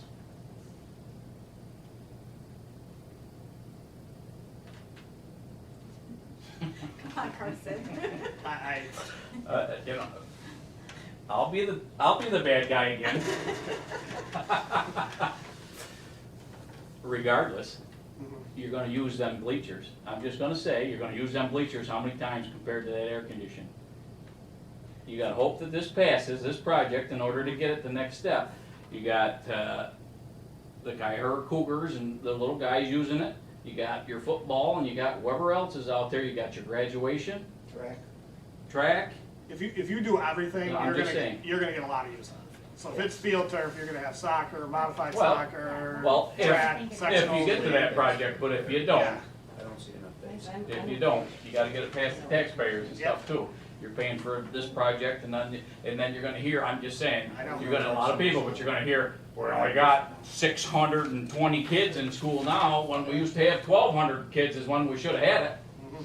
And enrollment is dropping and this, so you gotta get through the taxpayers first. Yep. That's I what mean, regardless, I mean, it's a nice donation, and we said at the last meeting, you know, it's a nice donation, but it's gonna cost $3 million, and then it's only gonna cost X amount of dollars to the taxpayers, but good luck. Mhm.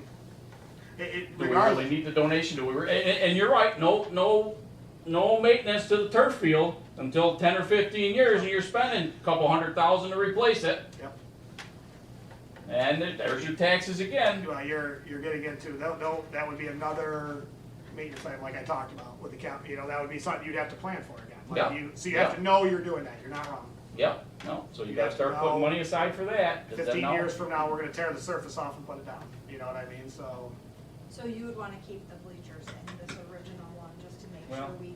I keep them? really didn't get that far, as far as seeing the bleachers in there, but at this point, you're gonna use the bleachers more than you're gonna use the air conditioner. That's just my opinion.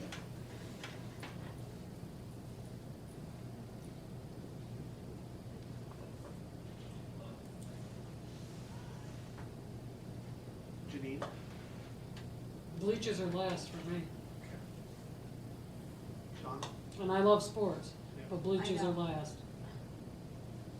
What'd you say? Bleachers are last for her. How about you, Pete? I'm not in favor of the air conditioning. I don't think it would be used that much. How many kids have we had go through that building in 30 years? They all survived. Then you can say the same about the bleachers, how long have we been using these fields and we've all survived sitting in chairs on the hill. Well, we can I take them both see out. it both ways, like, Yeah, I I- can see both. Yeah, I'm not agree. for or Yeah. against either one, I'm just saying, Right. you know, there's pros and cons to both. The question I would have is can I'm wondering. I got that. What do you think? I'm wondering if I'm a I, minority, I'm no, thinking, if you strategize and you look at everything, here for years, we want bleachers, here for years, we can have lights out there, we can do a lot more. So strategically, we can get a lot of this that way.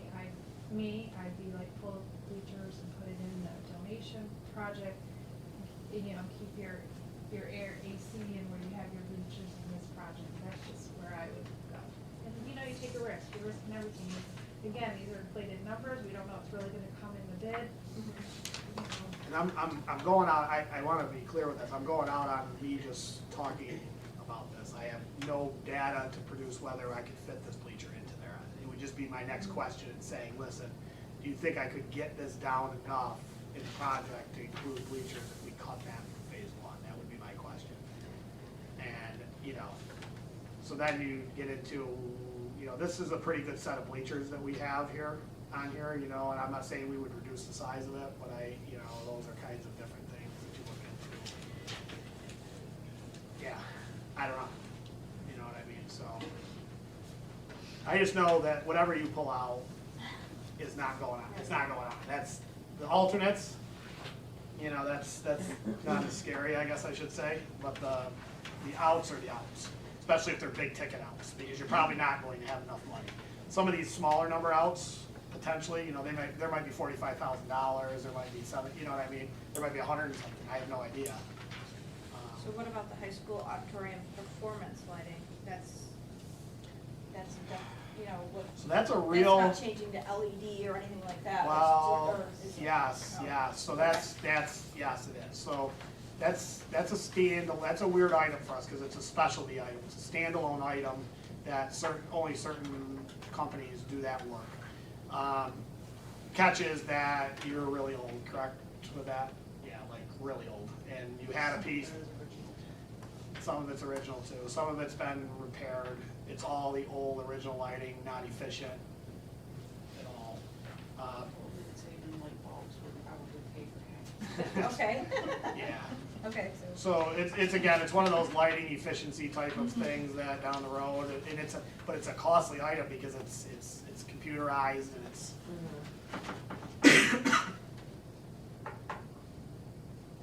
I don't know. Again, there's some strategy in that because we've got some electrical work going on in here, and the subcontracting of that out could be part of that, so. So all I have right now is 88,000 shifted over to the keep in, just so you know, on my paper. Yeah. so we went backwards instead of So we forward. added to my keep in a little bit, which I probably could argue with them to keep the 88,000. That's not a variable to me, because we're trying to be conservative here. Can I move, if I don't move one of the big tickets like we've discussed, the air conditioning or the bleachers, then these items on the keep out have to stay. I can't shift over like we talked about. So I think Carson brought up, if one of those goes over, I do have some room to shift some of those over to the keep in. I just do. So, or at least to alternates.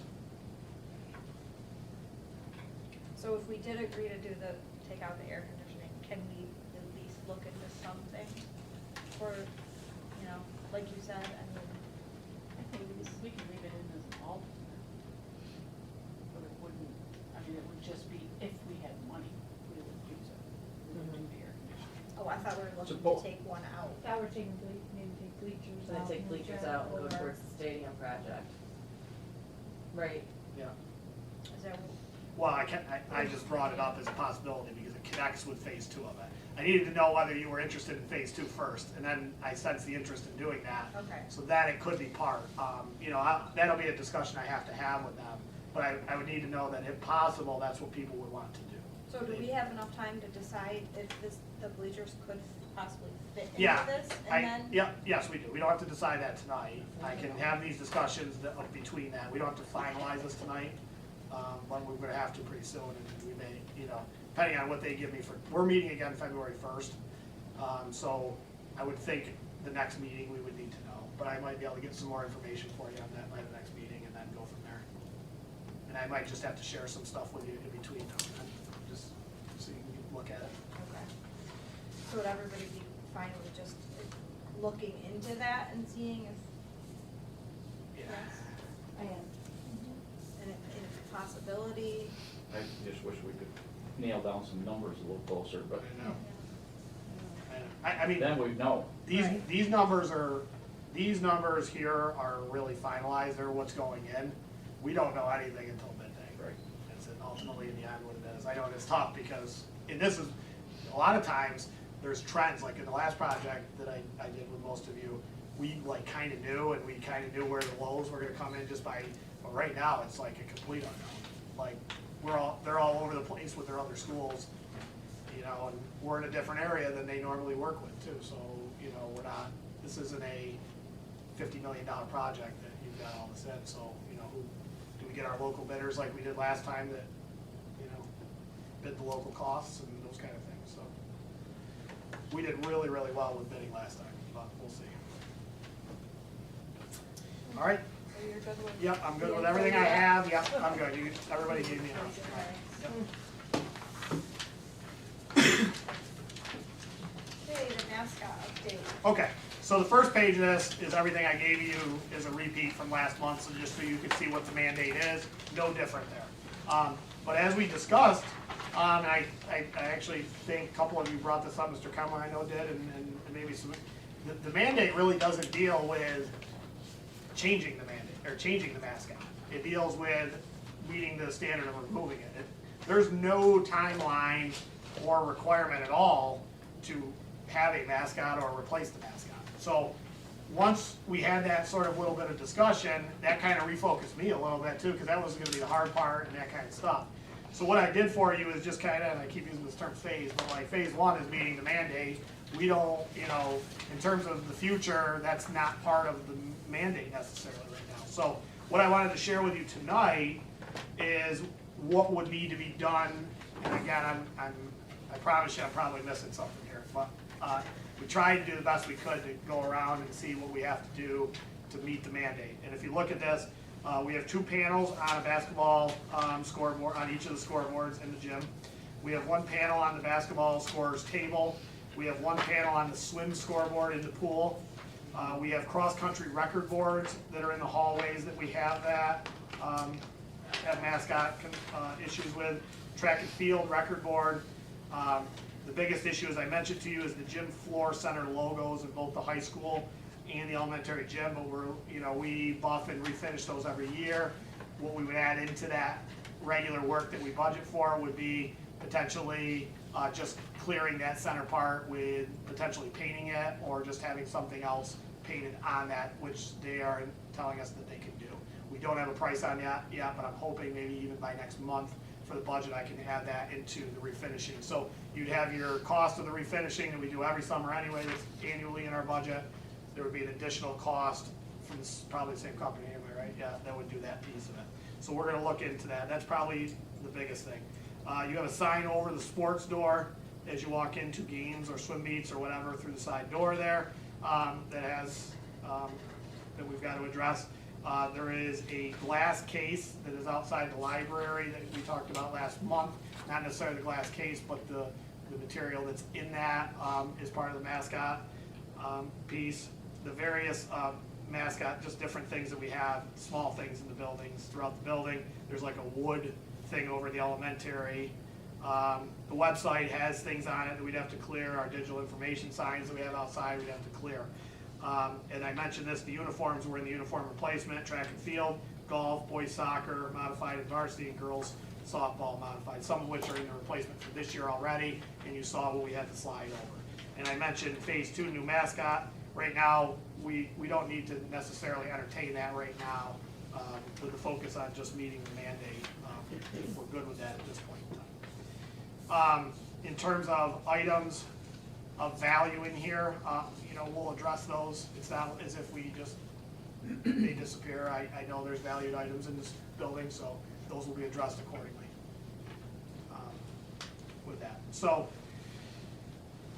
any thoughts on any of that, or any thoughts on the initial plan, just to address the mandate itself? And then,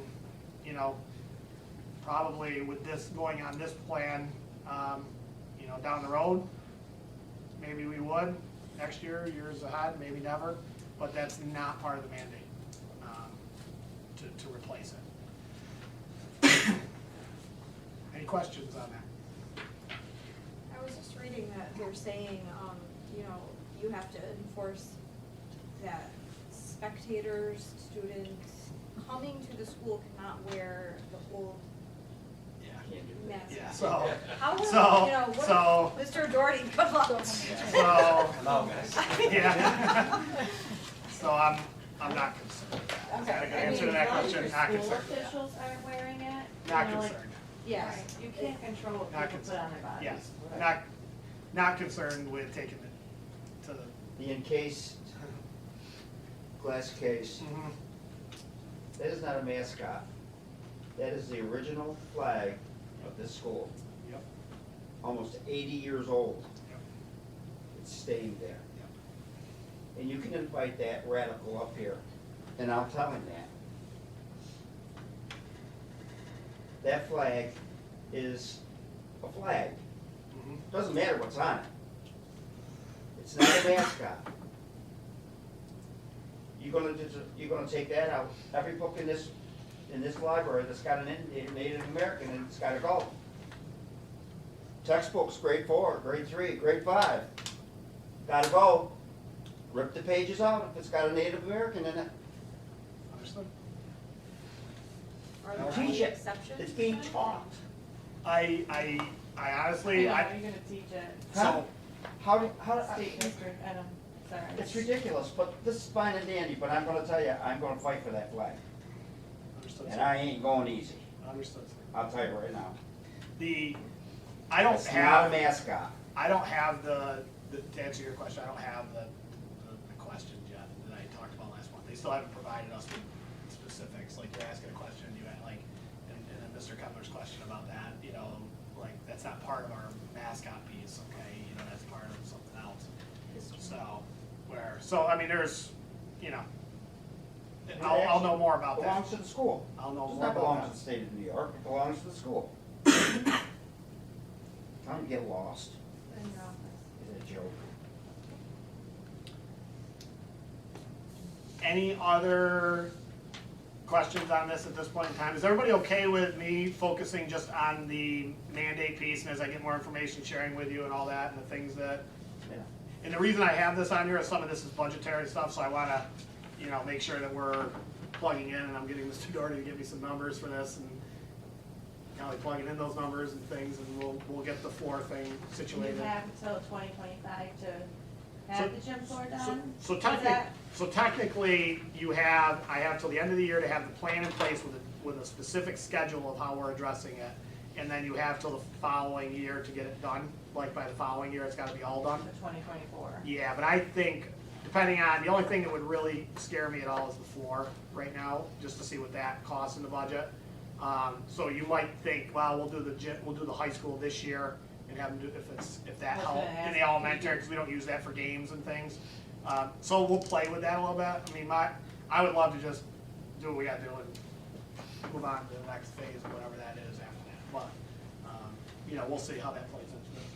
Will you be replacing the Indian with just WCV then? So No, we no, talked leave it about a few blank. different things. We talked about just the color, having a center circles used to be just the center circle Solid color, purple? solid purple. In Wanna the go middle, for I that think too. would look nice. We've got WCV already, like angled, if you remember the cord a little bit, so we have that. If we made that like a dark purple circle, I think it would look Paint. nice. Is purple. The paint's purple, like it's in the lane. Yep, so the That's two what lanes, I mean. yep. The two basketball lanes are purple, and that would be, so I think it would look nice, I'll be honest with you. So I think, the dark purple circle with the purple lanes, I think that would be our simplest and most cost-effective way to take care of it. So. All right, thank you. You can't say that. Policy 7521, life-threatening health condition. Okay, so this policy is an 08 policy, you'll see through. To be honest with you, as you flip over to 2023, I know it looks a lot different because it's been so many years since, for whatever reason, this policy's been addressed. Everything in here is pretty much legitimate legal language of things that we need to have in our policy that's here. The focus, and I'll answer any questions, but the real focus of this policy is on the highlighted letter E, which is on page 2 of the new policy. And everybody should have that highlighted in yellow. Basically, this policy talks about all of the dealing with life-threatening health conditions. So, for years, everybody, we have EpiPens on hand, and it allows us to use those in an emergency and those kinds of things.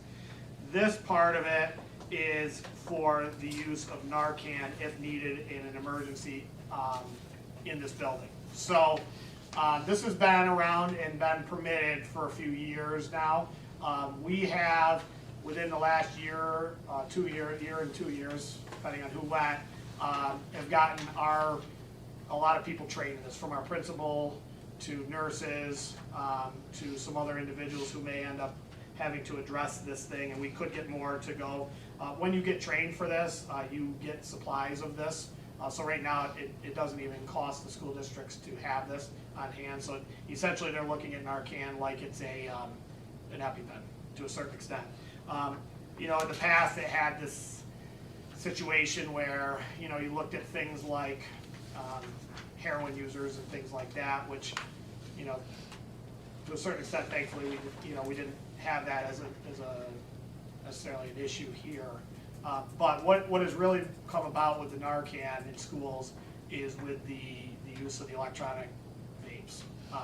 And what's happened with that is some of the stuff that's being put into them sometimes is being done by kids unknowingly.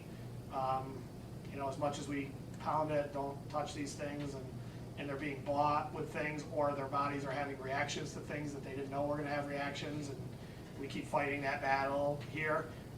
There could essentially be a situation where something could hit somebody wrong where that Narcan could be used at that point in time. So I think it's something, that I would be hesitant to recommend in the past, but I think at this stage of the game, most, if not all schools are now carrying this on hand and as an emergency procedure. So that's really what this policy is about, besides for the update, is including that as an approval to that. so that we're able to keep that on hand here, and our trained, people, mainly our nurses, are the ones that would be doing that, just like with the EpiPens and things like that. Does this need to say specifically who would be able to administer it? Nope. Or- Nope, everything that's here, because anybody can be trained to use it, just like with the EpiPens and any AED machines, anything that's safety related here. Any questions or thoughts on it? If there's not and everybody's okay with that, then we can waive the second reading. Okay. and approve it. Is everyone good with that? Motion to waive the second reading of policy 7521. Sean first, Sarah second, all in favor. Motion to approve policy 7521, students with life-threatening health conditions. Janine first, Sarah second, all in favor. Announcements, January 16th is Martin Luther King Jr. Day, and our next Board of Education meeting is February 13th, 2023. Public comments? No public comments? I have something though. Yes, ma'am. For BOCES, Jessica sent out a note for the facilities person, representative for West Canada. She couldn't do it. Did anybody have any interest in doing it? So if no, well, I couldn't, the one you needed to do. I can represent us on that, but I didn't want to take the place of anybody that else wanted to be on that facility team. Does anyone else want to be on it? And you'll let Sandy know? Yeah, I'll talk to her about it. I Okay. see her at the end of the week, so. And Sandy and Steve, and we lost our president of BOCES on Christmas Day. So we had to elect new officers. So Holly Pullis from ODY is the new president, and she will be coming with Sandy and Steve. Our meeting slated for March 13th. Yeah. Has that been confirmed? Well, Okay. yes, but not, I didn't confirm with everybody there, but yes, I Oh. didn't announce it yet, but you're good. You're Okay. good, you're our BOCES person. So No, yes, I thought, yes. Karen had to. Yeah, so she sent out an email and asked if it'd be okay if they present in Okay. March, and that's the month they usually come do their budget, yep. So Okay, that's right. and Holly is interested in coming to introduce herself. Okay, awesome. Yeah, very sad situation. Yes, sir. I think there's an error on this. You think so? Probably. It got done this morning because she was out sick, so she may have rushed. There's it. 11,000. PG, Garden Club, I don't think, if they have. Oh, that's still wrong on there. $11,000. Yeah, they don't. gotta They start. don't. I gotta change it. Let me circle it. I'll take care of it. Yeah. Better find out how The they. GAA, and he said, I believe Yeah. Janine brought that up the last time. Yeah, they didn't update it. Yep. I will. And I'll get you the other thing you Yep. asked for as well. Thank you. Thank you. Motion to enter into executive session for the appointment of personnel matters, including review and appointment of employees and contract negotiations. Sarah first, is Sean second, all in favor? Thank you. And everybody. Everybody else up for this.